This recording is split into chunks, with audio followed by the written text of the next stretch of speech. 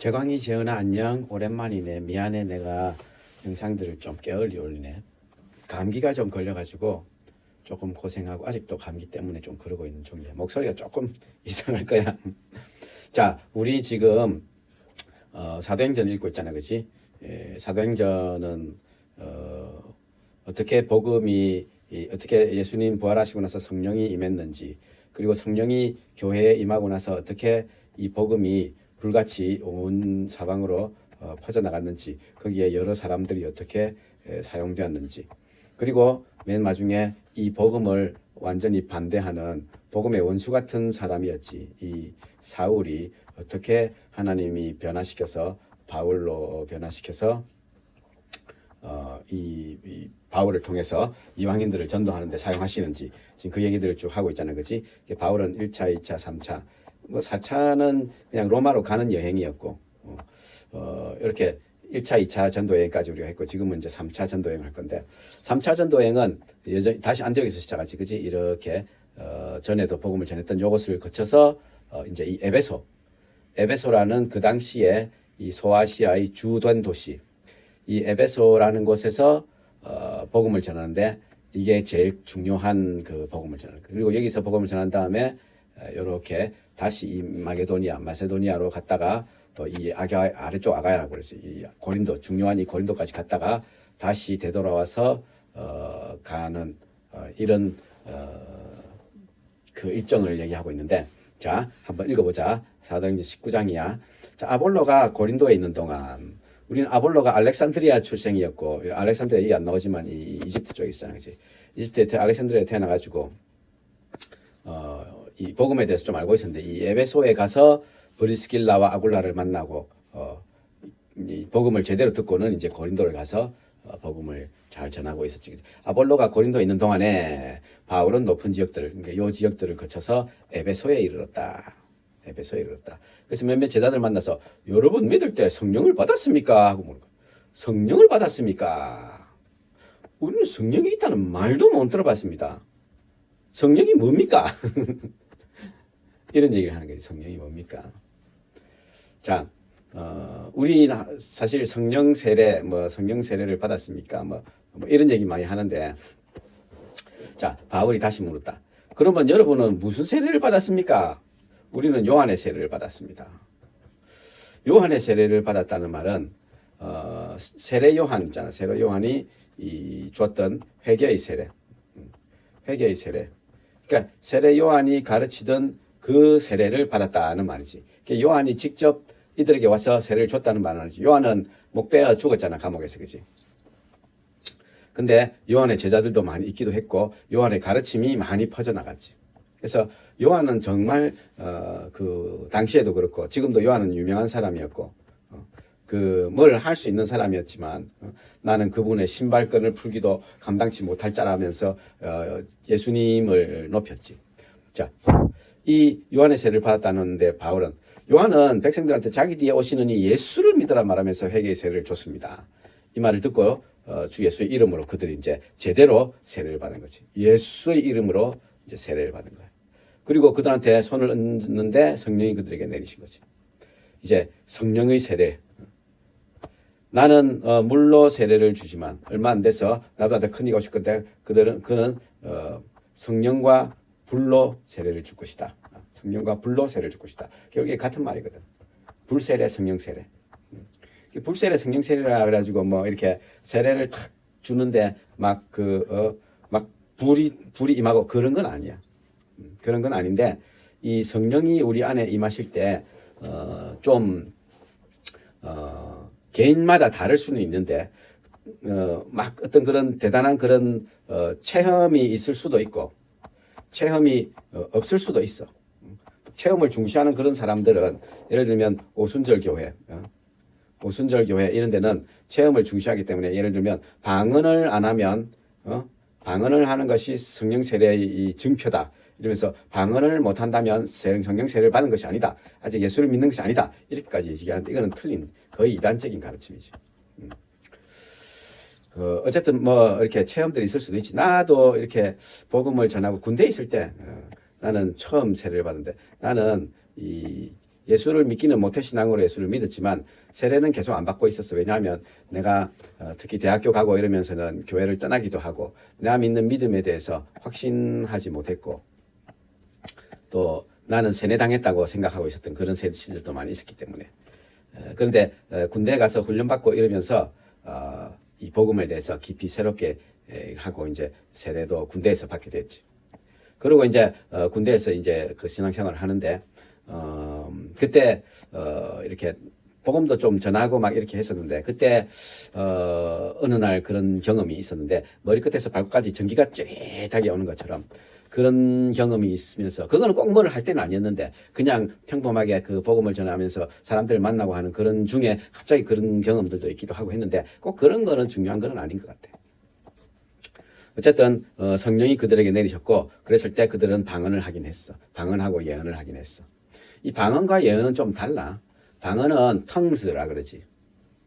그 당시에 방언은 분명히 외국어였어. 외국어.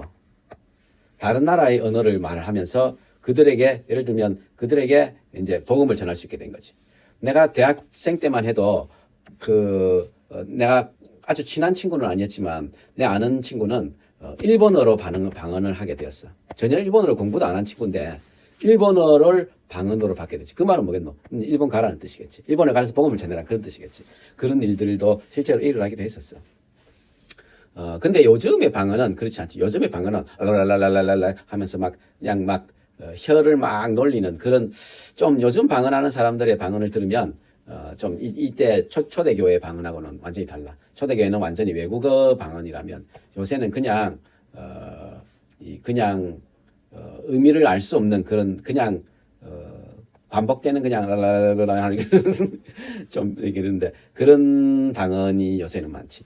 근데 예언은 우리가 흔히는 앞으로 일어날 일을 미리 알려주는 어떤 그런 거를 예언이라고 생각하지만 꼭 그렇지 않고 하나님의 말씀을 잘 이해하고 말씀을 잘 설명할 수 있는 말씀을 잘 설명하는 어떤 그런 것들도 예언의 한 부분인 거죠.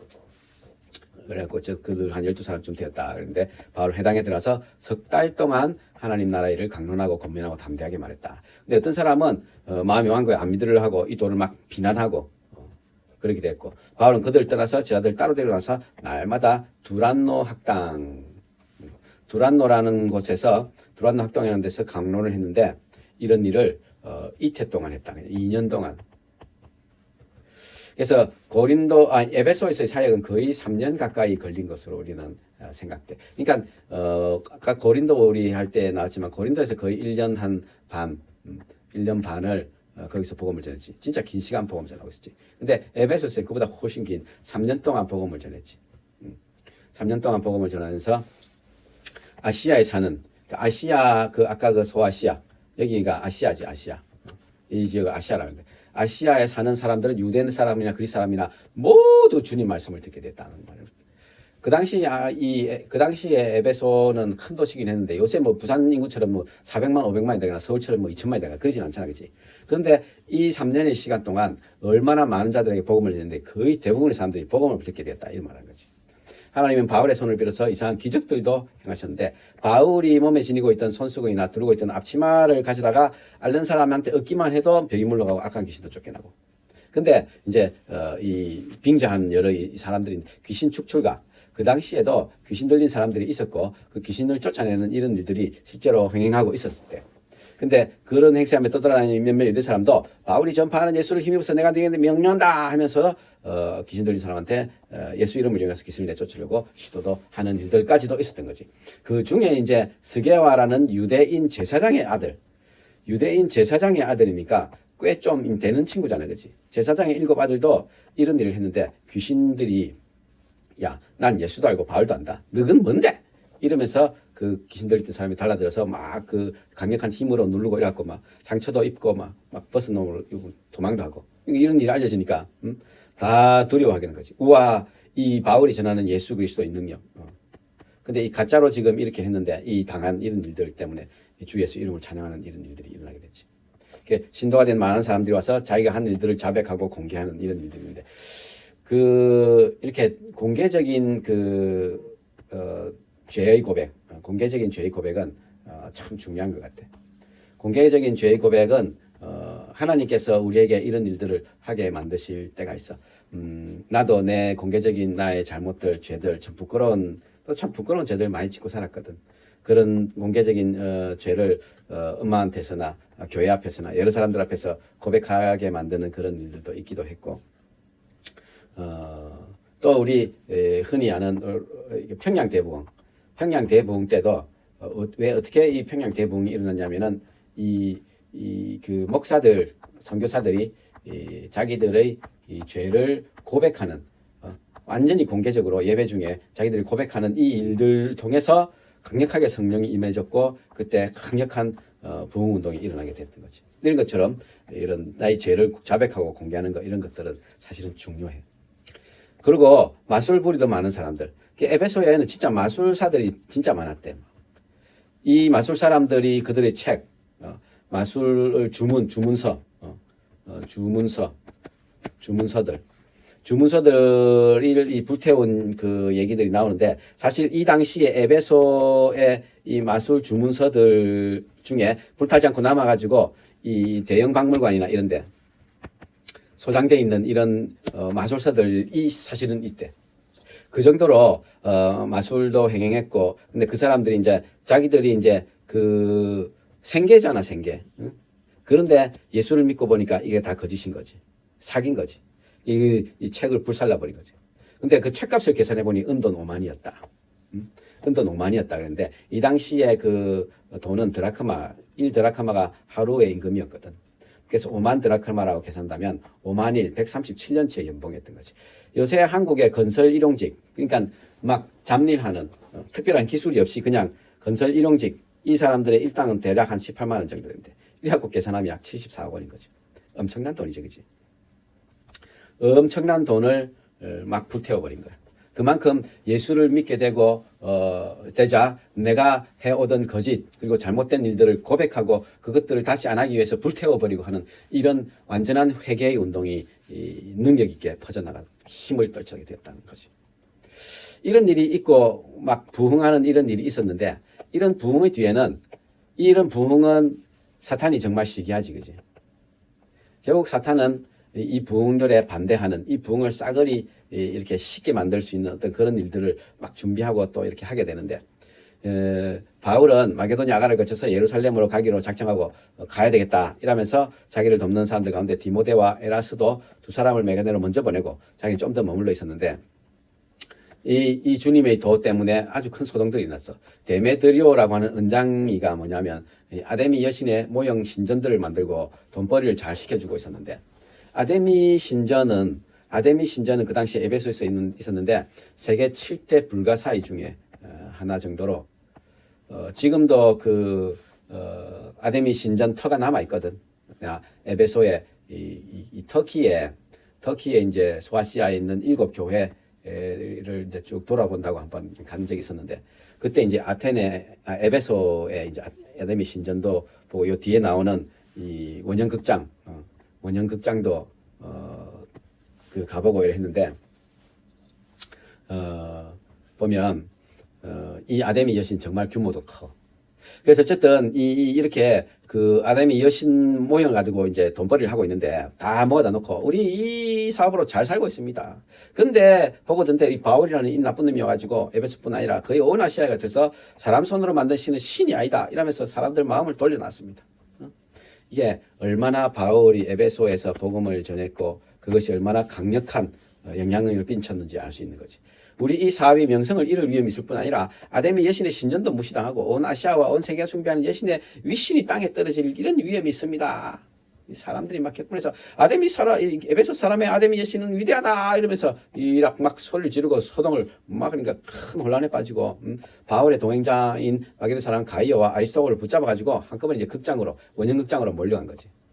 바울도 이렇게 갈렸는데 저 아들이 이제 말렸는데, 그 극장 안에서는 막 이래 외치면서 막 혼란에 빠지고 뭐 때문에 모였는지도 모르고 막 이러면서 유대 사람들이 알렉산더를 이제 앞으로 밀어내는데, 알렉산더가 조용히 손짓하고 이 변명을 하려고 했는데, 군중들은 알렉산더가 유대 사람인 걸 알고는 모두 똑똑한 소리로 한 2시간 동안이나 에베소 사람의 아데미 신은 위대하다 또 이러고, 그러니까 이제 서기관이 이제 시청의 서기관이 물을 전전시키고 나서 아이고 에베소 시민들을 에베소가 위대한 아데미 여신과 하늘에서 내린 그 신상을 가진 신전 수호자임을 모르는 사람이 어디 있습니까? 부인할 수 없습니다. 진정을 하시오. 경솔한 행동을 하면 안 됩니다. 신전 물건을 도둑질한 사람도 아니고 우리 여신을 모독한 사람도 아닌데 이 사람들이 끌고 와가지고 어쩌자는 거예요. 데메도리하고 함께된 직공이 송사들이 있으면 재판정도 있고 정독도 있고 고소도 하고 맞고소도 하고 이렇게 해결해야지. 정식 집회에서 처리해야 됩니다. 우리는 이 일 때문에 이 소유죄로 문책받을 위험도 있고요. 이 소유를 정당할 명분이 없어요. 이 말하고는 모임을 해산시켜버리는 거죠. 이렇게 이제 이 큰 소동들이 일어났던 거지. 이 소동의 내용을 참 상세하게 이제 이렇게 기록을 하고는 있는데 어쨌든 이 원형극장에 내가 이렇게 갔을 때 이런 일이 실제로 일어났던 바로 그 장소에 갔을 때 사실은 감개무량한 거지. 이 복음이 얼마나 그 에베소에 강력하게 펼쳐져 나갔는지, 하나님이 어떻게 그렇게 일해 왔셨는지, 하나님이 이렇게 복음이 전파되게 하고 또 그거에 사탄이 이렇게 대적하면서 대결을 하고 또 막 이런 일들. 그러나 복음은 이렇게 퍼져나가고 결국 이 돌고 돌아 대한민국까지 오게 되고 시대를 거쳐서 나도 듣고 있고 제광이 재현이도 지금 이 복음의 말씀을 듣고 있잖아요, 그렇지? 그래서 우리는 이 예수 그리스도의 이 십자가 복음, 예수 그리스도의 십자가 복음, 내가 죄인이라는 거, 나는 죽고 예수가 살아야 하는 우리 인생들, 내가 주인이 되어 살던, 이 인생, 내가 주인이 되어 살아가는 인생은 정말 허무하지. 우리 예지 말대로 계획 노잼이지. 너희들 주님 없이 사는 인생 재미없잖아, 그렇지? 젊을 때 특히 내 뜻대로 일이 풀리는 것도 아니고 좋은 직장이 가져지는 것도 아니고 돈을 모으게 되는데 결혼도 해야 되는데 뭐 어떻게 해야 될지도 모르겠고 뭐 되는 일이 없어. 그러다가 참 많은 젊은이들이 포기하고 생을 중단하려고도 하기도 하고 막 자포자기식의 인생을 살아가게 돼. 근데 그렇게 우리 인생은 이런 심플하고 단순한 이런 그런 게 하나님 우리를 얼마나 사랑하셨냐면 자신의 생명을 드릴 만큼 우리를 사랑하셨던 거지. 우리가 그걸 모르기 때문에 인생을 그저 그냥 재미 정도, 재미가 있어야 하는데 재미가 없다. 또 막 이런 눈앞에 산적한 이런 문제들로 우리 인생의 그거를 해결하려고 하는 그런 모든 상황 속에서 하나님의 사랑으로 감당하고 담대히 믿음으로 하루하루를 내디디며 살 수 있는 이 원동력은 우리 믿음, 예수 그리스도를 믿는 믿음에서 시작될 수 있는 거지. 그래 예수를 너희들 믿어야 하는 거야. 그래, 제가 이제 안녕.